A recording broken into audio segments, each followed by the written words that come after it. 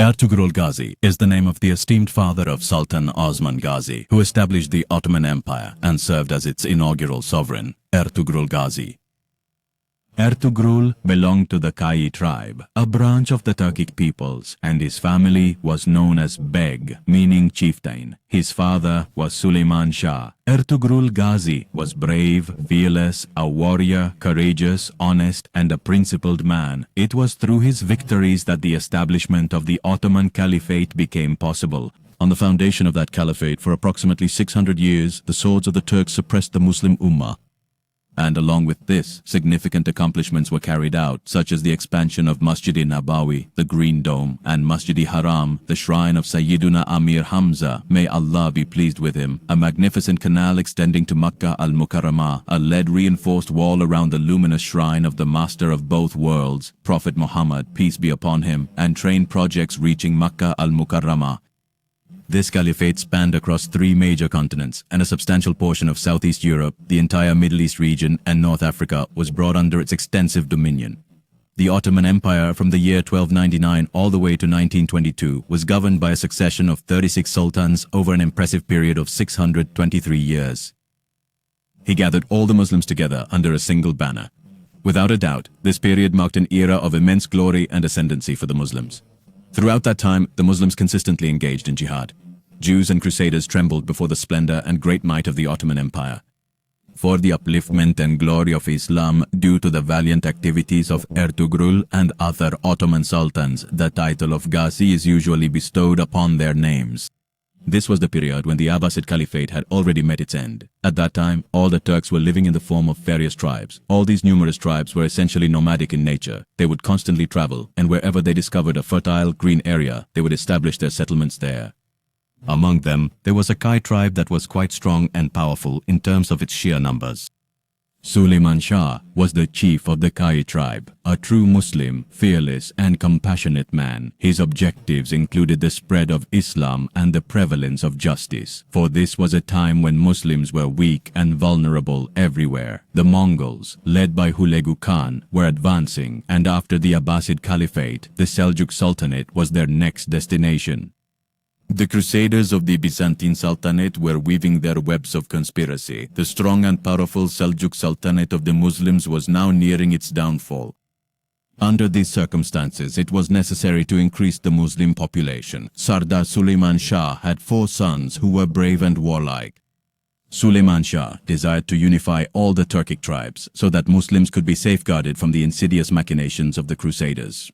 The territory of Sham was under the dominion of Sultan Malik al-Aziz Ayyubi, who was the esteemed grandson of Sultan Saladin Ayyubi, whereas Anatolia was governed by the Seljuk Sultan Alauddin Kaikubad. The Crusaders aimed to turn the 2 sultans against each other, intending to weaken and then eliminate Muslims in that territory. Sardar Suleiman Shah played a very significant role in foiling these conspiracies, which resulted in the Ayyubid Sultan becoming a close friend of the Kai tribe. So this it big thunder.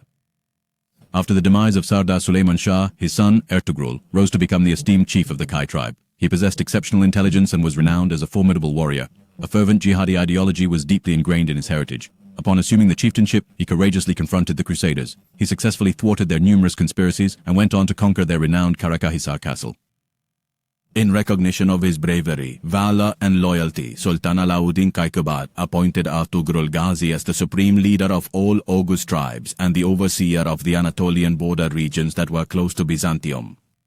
Ertugrul Ghazi, with the firm intention of eliminating the Mongols, resolved to wage war. For this purpose, he persuaded the Mongol Sultan Berke Khan, who had already embraced Islam, and the Sultan of Egypt, Rukn al-Din Baybars. It was then decided that a large army should be prepared, which would include all the Turkish tribes. A momentous and decisive war was initiated in the lands of Anatolia. During that conflict, the Mongol forces endured a truly humiliating defeat, while the Muslims emerged triumphant. Due to the profound grief of this crushing defeat, Hulagu Khan passed away just a few months later. Ghazi Ertugrul successfully managed to drive the Crusaders and the Mongols completely out of this region. Ertugrul Ghazi, after defeating both the Crusaders and the Mongols, established an Islamic, just and equitable system of governance. He constructed centers of learning and education so that people could be enlightened by contemporary sciences and knowledge, thus ensuring a robust Islamic society could be firmly established. Upon the collapse of the Seljuk Sultanate, he proclaimed the founding of his own independent state.